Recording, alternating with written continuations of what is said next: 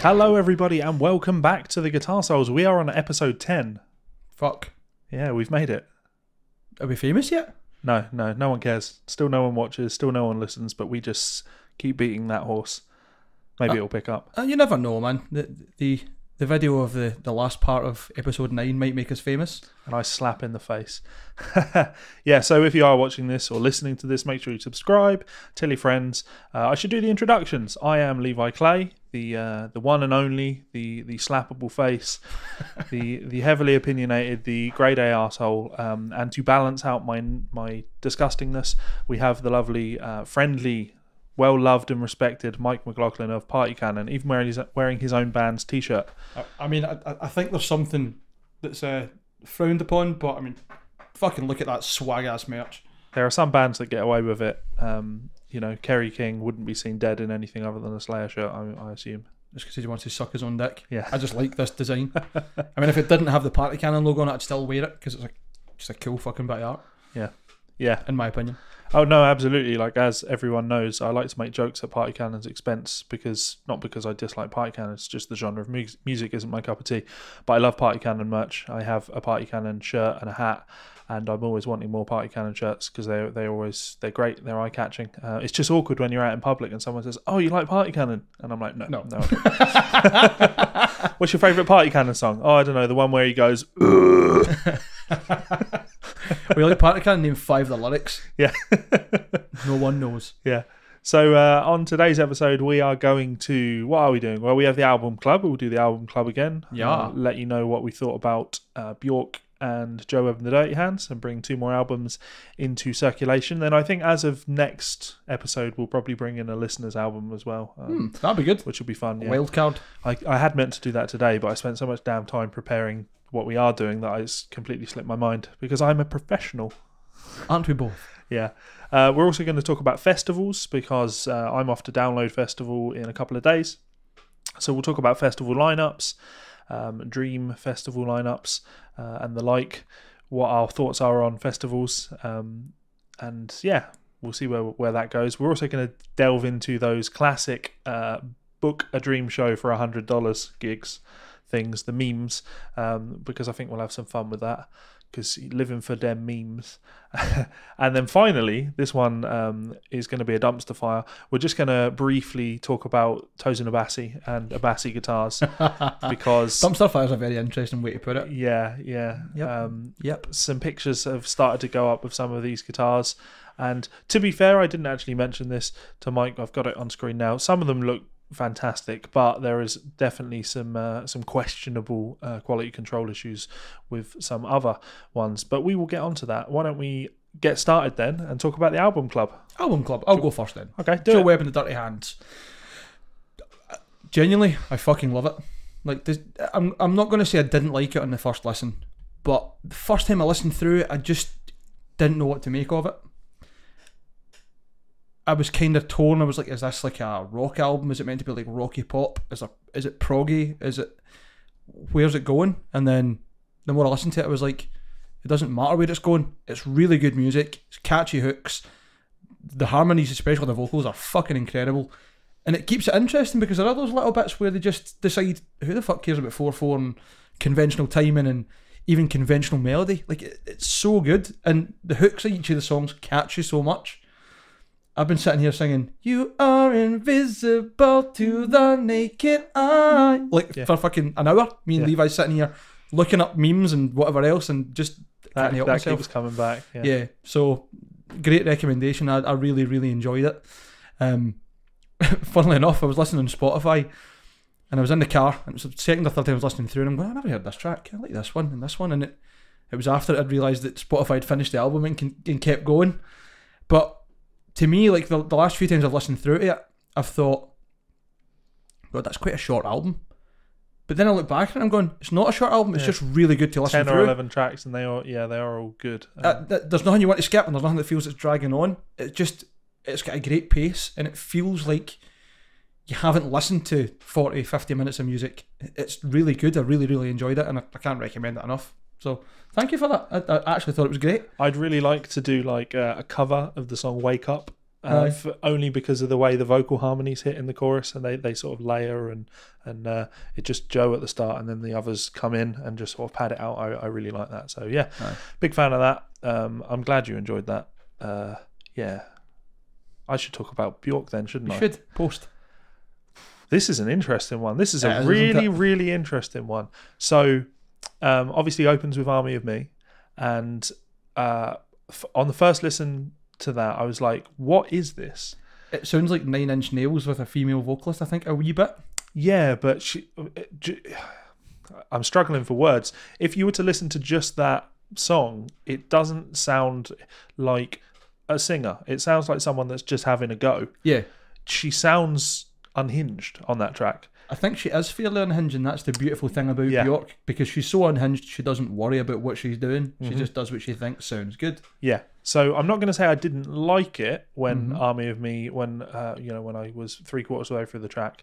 It was more an intrigue. It was like, how has this happened? How did responsible? How did she take this to a record label and they were like, yeah, you know what, this is marketable? Because I should be clear, I loved it. I genuinely really enjoyed the album. I'm glad to hear that. For none of the reasons that I would have expected. To me, we were talking about Joe Webb and Bjork before we recorded, and if we were to criticise Joe Webb, it would be that they're great songs, but it's all just, it doesn't mean anything. It's just throwaway material. Well, that's kind of what I was saying. It didn't need. I was trying to analyse it a bit too much, and I felt like once I gave up the where's it all going and just listen and enjoy it for what it is when I really enjoy that. Yeah. So I get what you mean. But I described Bjork as high art because it really is art, music and art in the kind of the classic Bowie way of looking at music and art. She's really experimenting. Oh, and there's a lot of expression through her stuff. Like even like the difference in some of the just the types of songs throughout it. Yeah, you know what I mean, I keep referencing Army of Me. I don't know why, because it's not my favourite track.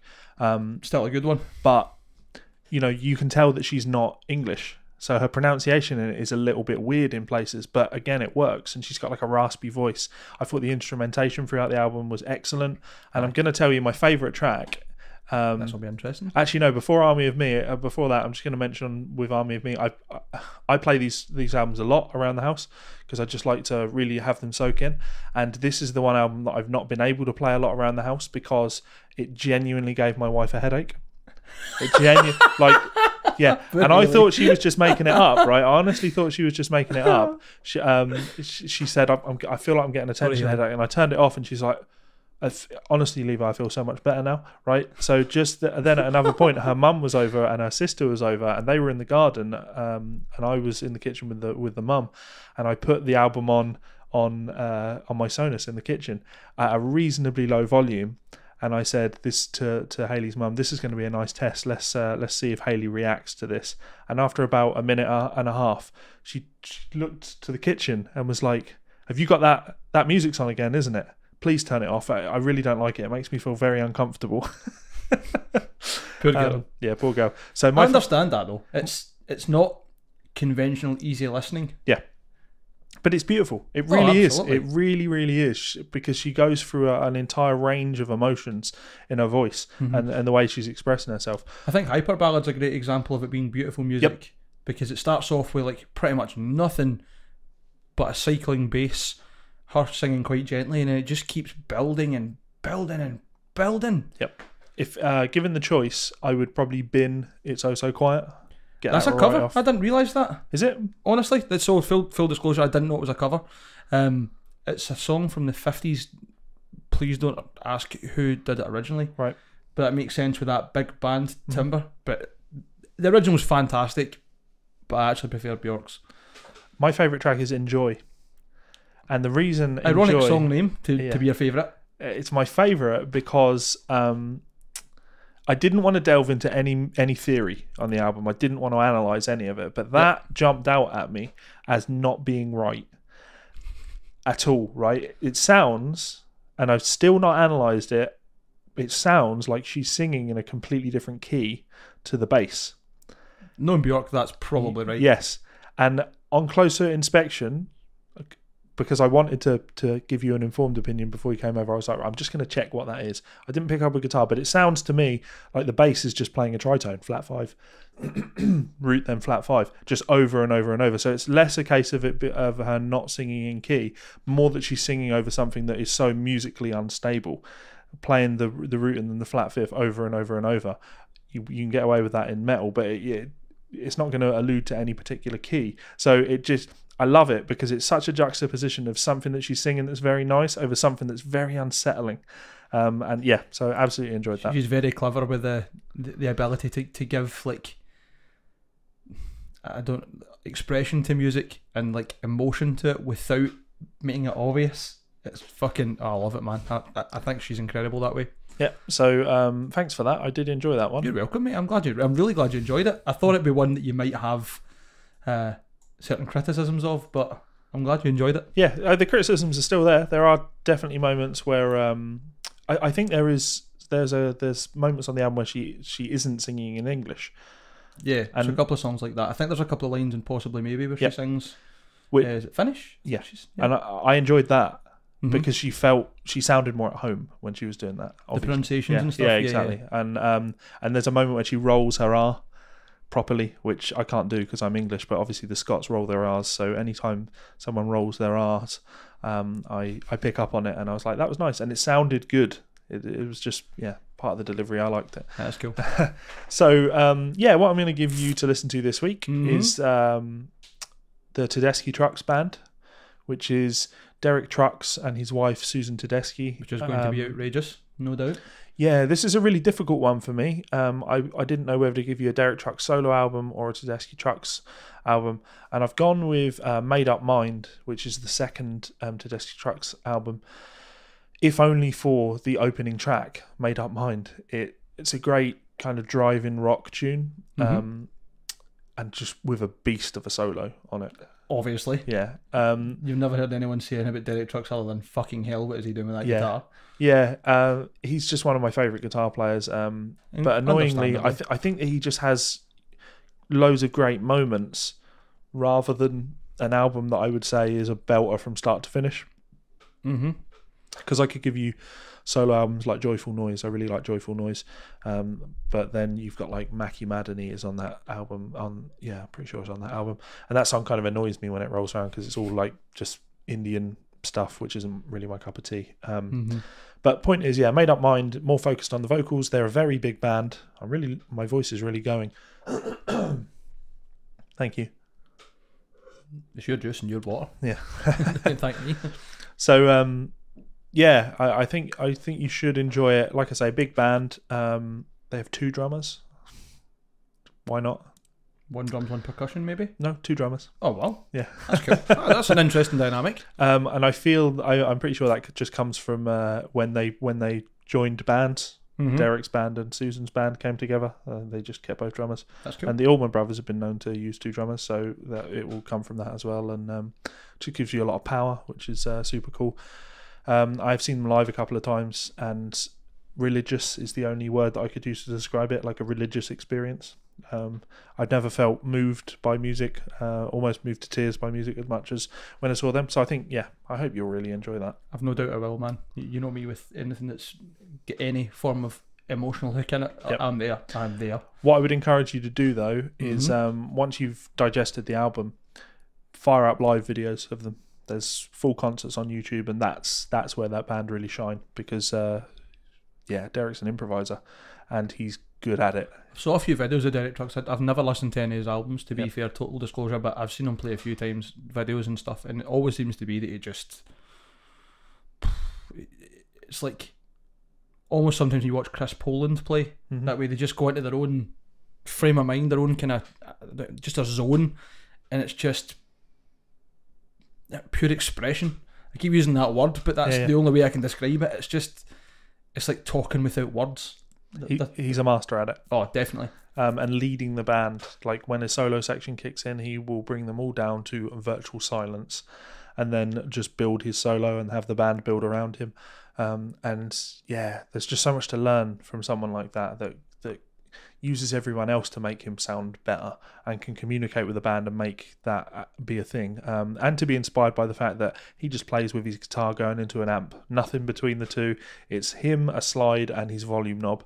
And yeah, he's just a master at it. So you'll enjoy it. Fantastic. And my album for you this week is Between It Buried in Me, Colours. Don't know if you've heard this album. I have. Okay, all right, cool, good. But it's more a kind of listen to it once all the way through. Okay. Not really sat and gone. I remember thinking, I liked that bit. I should enjoy this album some more. I should re-listen to this. Yeah. And then never finding the time to do it. It happens to us all the time. So my reason for recommending this is just because Between the Buried and Me seem to be jack of all trades and somehow masters of most of it as well, in my opinion. They just have such a varied ability.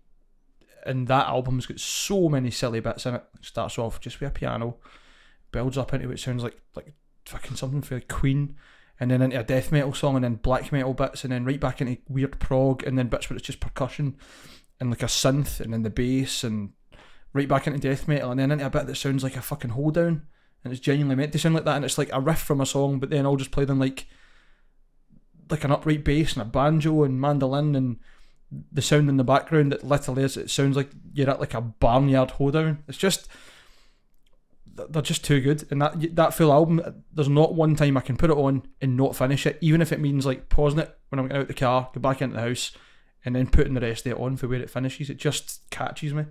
And I think with enough listens, I'll maybe do the same for you, because it seems to be that no matter how many times I listen to it, there's parts of it that I maybe didn't hear before or didn't pick up on that catch my attention. And it's just a band so mechanically tight that still keep the musicality side of it. For me, I think it's fucking incredible. And I can't even recommend like an individual track because they're all fucking great. I mean, White Walls is beautiful.